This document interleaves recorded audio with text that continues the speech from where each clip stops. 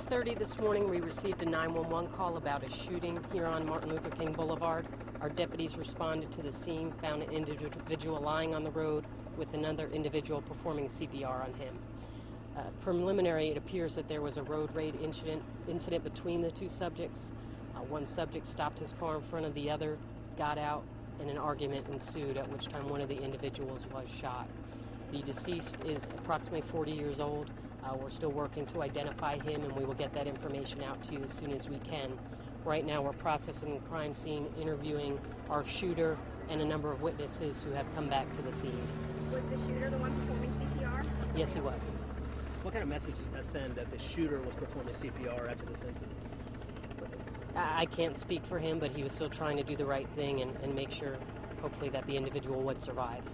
Any idea of what stemmed even the initial altercation, the initial fight? All we know is that it is some type of what we believe road rage incident, but again, we're still very early in the investigation. Were they both alone in their cars? Yes. Anything else that might have tipped you off as what started this, other than just simple road rage? No, that's just from our basic interview of the shooter, but again, we have to conduct a more detailed interview of him.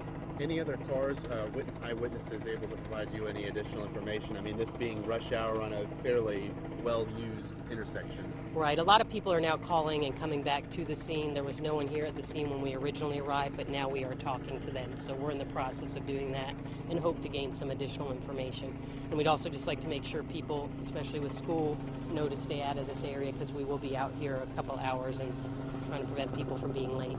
Just from your perspective, how taxing is it? This is the first day of school, and then this is going on. I'm sure it's a drain on your resources. We're prepared for these kind of issues, so our homicide section comes out and does this, so that's okay. And then we have other units helping to divert traffic so that people can get around and try to avoid getting stuck in it.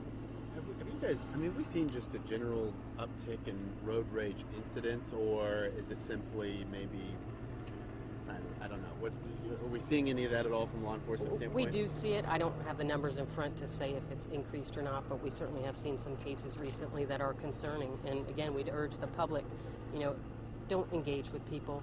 It's not worth it over some type of traffic-related incident, or you're 5 minutes late to work or school. Just drive by and ignore the person and don't get in some type of confrontation. It's not worth anybody's life.